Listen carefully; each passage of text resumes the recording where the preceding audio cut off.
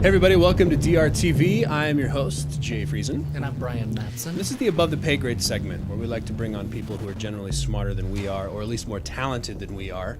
And as much as Brian and I love thinking we're good at music, we're not nearly as good as Plumb, who joins us on this interview. Plumb, how are you? I'm good, thank you. You're silly. That's what I've been told a lot. Well, we both do play instruments, but we can't sing anything nearly like you. So. No, nor are our songwriting chops nearly as good. So you have a new record coming out. I do. May the 4th, the unofficial Star Wars day. May the 4th be with you. May the 4th be with you. I see the poster behind you. It's a lovely album cover. Tell us about it. Thank you. Well, the record is called Exhale, which is titled after a track on the record. And that particular song speaks for the whole record because it tells the lesson that I have learned that we don't exist for us, but to share the grace and love so freely given to us all. And we breathe that in and it changes us. And that grace just breaks our hearts and makes us new. And then we exist to love and to serve and to exhale, to breathe that out. And so this whole record is one huge exhale from me, just breathing out something miraculous that God did in my life that I'm really, really thankful for. And so I'm just in a very worshipful place. It's a very different record for me, but it definitely represents where I'm at now and right now. And so that song is specific to itself, clearly, but it really does represent the record as a whole. Now, you had a book come out recently called I Need You Now, which is kind of a memoir. And it talks about that specific journey with your husband. Did that... I'm going to take a guess that severely impacted, in a good way, your songwriting and your music. It severely impacted, yes, it did. My husband and I split up. We reconciled and remarried each other. And if everyone knew every nook and cranny of our detailed story, there would be really no earthly reason why we are married. And however, we are not just married. We have a better marriage than we've ever had. And it's amazing, and it's because we both decided to let God be completely in charge, and that did not happen overnight. It took a long time, and it was not easy at all, but rarely are the best things a heavily traveled road. It's usually the road less traveled, and you're usually going to work harder at it, and it's going to be a lot more painful, but it is 99% of the time worth it. And so it changed my life. It changed who I was.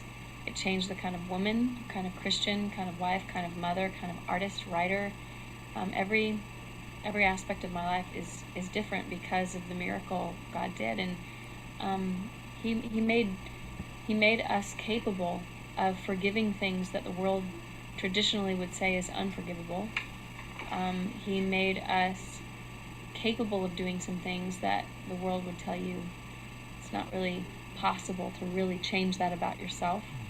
And just the self-sacrifice, the willingness to make those sacrifices, and just the mindset, the heart change, the affection, the compassion for each other in our brokenness versus the judgment. God did all of that, and it could only be him, because I've lived in this world my whole life and I know what the knee-jerk reaction is, and it's definitely not the story that we're getting to share. And so I'm just thankful. I'm so madly in love with Jesus, and I didn't realize that I wasn't until he was all that I had, and he actually ended up being all that I needed. And that sounds like a Sunday school answer, and I'm not a Sunday school answer kind of girl. But it's because it's as true as it could possibly be, that he really was all I had. My husband had left. I was a single mother of 3 kids at that time, in a massive house that we lost, that the bank took away. And I got really sick, and my husband got really sick. And there were just a lot of other little things that added up to a lot, that I literally found myself with these 3 children and breathing in and out, and that was about all I had. And including the bank account, including the status, including career stuff. I mean, you name it. And losing friendships, just questioning a lot of things. And we just have a whole new life. I mean, we have a whole, we go to a new church, we have a different house, we have a different mindset, we have a different marriage. And God did that. God did it. And I'm just really, really grateful that my children are growing up not just in a home with a mom and a dad, but a mom and a dad that are like bonkers about each other. And that we get to tell a story of hope. And so, you know, and I don't tell the story to present this, you know, anticipated fairy tale for everyone else that is struggling, that, oh, well, here's my fairy tale ending. You too can have one if you trust Jesus. Like, that's not what I mean. I want people to hear my story and be inspired to trust in a God that can do exceedingly abundantly more than you are asking him to do, and more than you could even imagine him to do. And although I did want a reconciled marriage, and we do have that, it came about in a completely different way than I thought it would, and it is tremendously stronger than I ever imagined that it would be. And so I'm glad I trusted him, because he did a better job than I could. And I lived most of my life living for myself, and I didn't really realize it until I crashed and burned, and I was laying in ash and soot, and God breathed life into that. I mean, there's nothing more worthless than soot and ash. I mean, they're just worthless. And God's so beautiful in the way he breathes into that and makes it a beautiful thing. And the smoke that you can't even breathe becomes oxygen to your lungs. And there's a song called Smoke on it. There's a song called Exhale. You know, there's just, but the record, like I said, is everything that I was able to breathe in, and how he changed me, how he changed our marriage, how he changed my husband. Like, every song speaks to different parts of that story, but it as a whole is one big exhale of just thankfulness and hoping that other people will breathe it in as I breathe it out and catch wind, no pun intended, but, you know, catch wind of that and trust it and believe in it like I did. Plum, that's an amazing testimony, and it's interesting you said that sounds like a Sunday school answer, but that's very far from a simplistic Sunday school answer. I've listened to your album, and it's terrific, by the way. Thank you. One of the things that struck me as I listened to it, not knowing any of that story that you just gave, it seems to me a lot of contemporary Christian music centers around God forgives us of our sins, Jesus died for our sins. In your record, it's bigger than that. There is an emphasis on resurrection, on restoration, on this longing for God to redeem all things. It's this big picture. And I thought as I listened to it, this artist has been through some struggle to arrive at this record. And it turns out that impression that I had is the truth. Yeah, it is. I remember waking up with my face bruised from crying so hard that I burst the blood vessels in my face. And I only say that to give the impression, like, that is how broken my heart was. That is how desperate I was for God to take this, because look what I did. I messed this up, and I wasn't met with a God with his finger in my face. Like, I was actually met on the tile floor of my kitchen by a God that wrapped his arms around me and said, you know what? I love you, and I forgive you, and if you'll trust me, I can make beauty from this. Like, but you really have to trust me. You have to be willing to do whatever I ask of you. And there was a sense of regret in that moment of, like, man, all these things that I've done to bring me to this place, shame on me, I've wasted time. And I'm one of those people that have, you know, I've heard people say, I heard God speak to me, or I heard God say, and I've always felt like I've questioned that. I'll just say that. I've questioned, like, well, is that just your conscience, or is that just you justifying something? But I know, all I can say is that I just know that it was God speaking to me when he said, everything back there, I didn't need you for 1 second of it. I don't need you at all, period. I want you. And so everything back there that you were, the way that you've lived, and in any split second of your life that you weren't living the way that you should have, I've still been able to use that because nothing's wasted with me. And you're just the one that missed out, not me, not the kingdom. So don't beat yourself up about that. Like, I've used it. We're good. And so in this moment, let's just make all things new right now, because that's what I died for. I actually shed my own blood so that you wouldn't have to conquer hell. I already did that. So don't beat yourself up. I forgive you. The slate's clean, so let's just not waste any more time. And so the only thing you have to really stomach is that you missed out, but you get to start over, and you get to start right now. And so that's why Lord, I'm Ready Now, the single, that's what it's about. Like, I don't want to be that girl anymore. I don't want to waste any more time living for me. I know what it feels like. It's awful. But when I started truly living for him and being willing to do what he asked of me, which honestly, one of the things he asked me to do was to shut up. I mean, I was in a Bible study with a friend, and she'd invited me, and I was hungry for anything because I wanted this mess to be cleaned up so badly that I was just willing to do anything. And she said, would you come to this Bible study on the book of James? And I said, sure. And it was a Beth Moore, Mercy Triumphs is the study. And I joined her a little reluctantly because I wasn't sure if I was going to hear some overly religious stuff that was super watered down and a little questionable. And then I get in there, and it was just truth. It was just truth and more truth. And in James 1:19, in the study, it pointed out, be slow to speak and quick to listen. And I wrote that on my hand every day for 6 months. And it was God saying, just be quiet. Just listen to me. And what I'm asking you to do is this. And you can't really hear him speak if you don't get quiet. And you can't really hear him speak if you don't slow down. And so I had to just slow down and get quiet and spend a lot of time by myself, praying and crying and reading. And when you ask him to speak to you, 100% of the time, he does. And I just think sometimes we're not listening. He gives us an answer we don't want, so we just say, I don't know. I don't know what he's saying to me. You know, your story is, I appreciate your story, especially in your book, and how it totally influenced your record. But it's such a picture. It's, you're almost a living Christ type for what God did for humanity.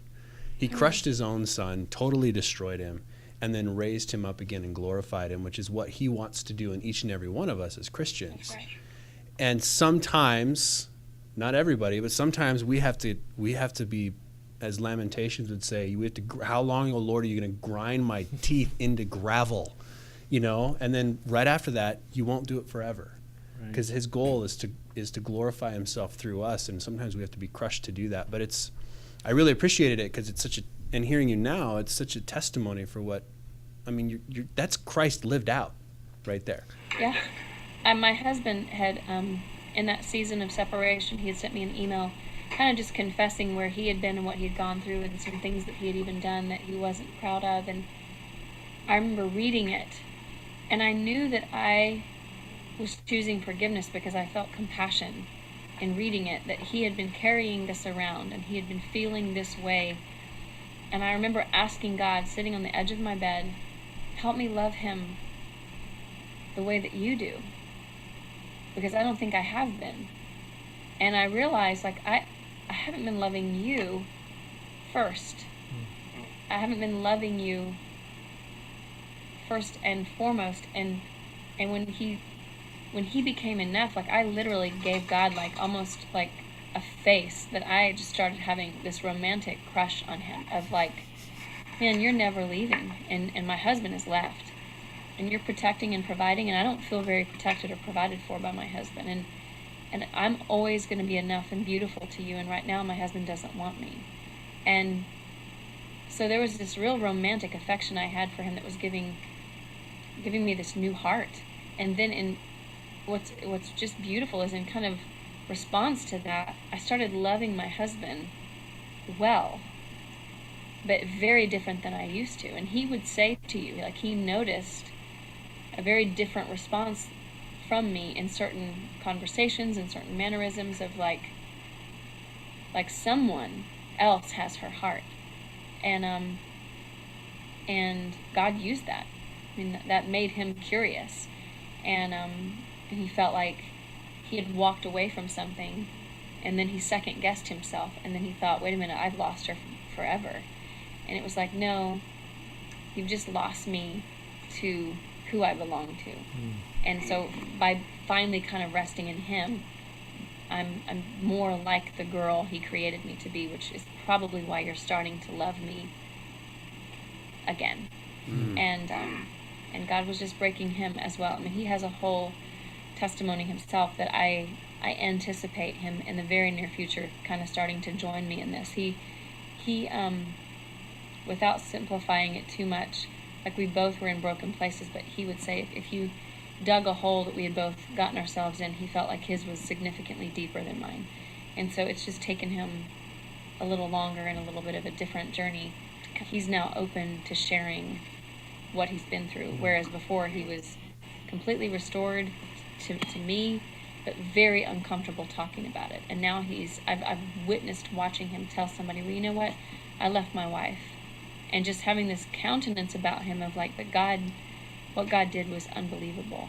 And so maybe one day you can interview him, but he hasn't been interviewed by anybody yet, but it's just his side of it is so beautiful too, because I'm the one that was left and was so devastated, and he's the one that left. And I think he relates to a certain audience of people, and so do I, whether you're a boy or a girl, like as far as in marriage specifically, like someone is going to identify with him as the one that left and wanted out versus the one that was devastated. And so, but it's just beautiful. It's a really, really beautiful thing. So it's a story of grace transforming people and transforming situations.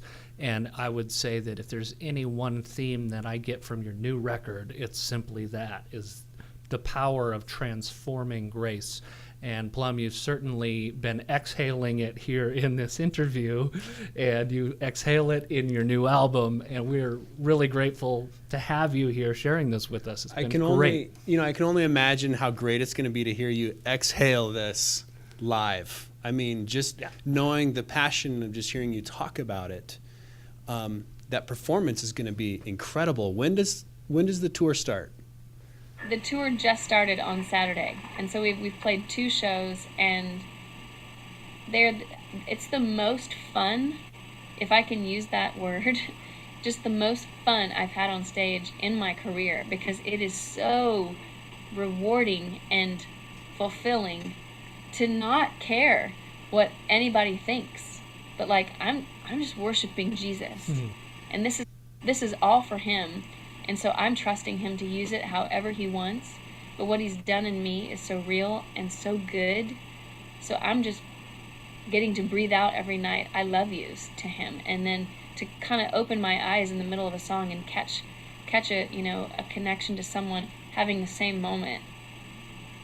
It could be 1, it could be 1,000. It doesn't really matter. It's just the expectation is different. It's about faithfulness now instead of fame and fortune. And I have to confess, it was about fame and fortune for me for a long time, and it's just not.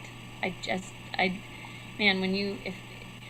I don't want everyone to go through what I've been through, but when you kind of lost everything, and all you want is something like, I remember us losing our house and all the different things, and saying, I don't care if we live in a hut, like I just want God to be Lord of this again. I want to feel like we are pleasing him, because I feel like we've spent so much time not. Like, he's so good and I love him so much. I just want us to be a 5-piece. Me and my husband and our 3 children. I just want us to be a 5-piece, because I remember looking through this little crack in the door when he moved out, and I said, we're a 4-piece. If you leave me, you leave them. And I remember saying to my husband after reconciling, like, I don't ever want to be a 4-piece again. And he said, we are a 5-piece. That's just what we are.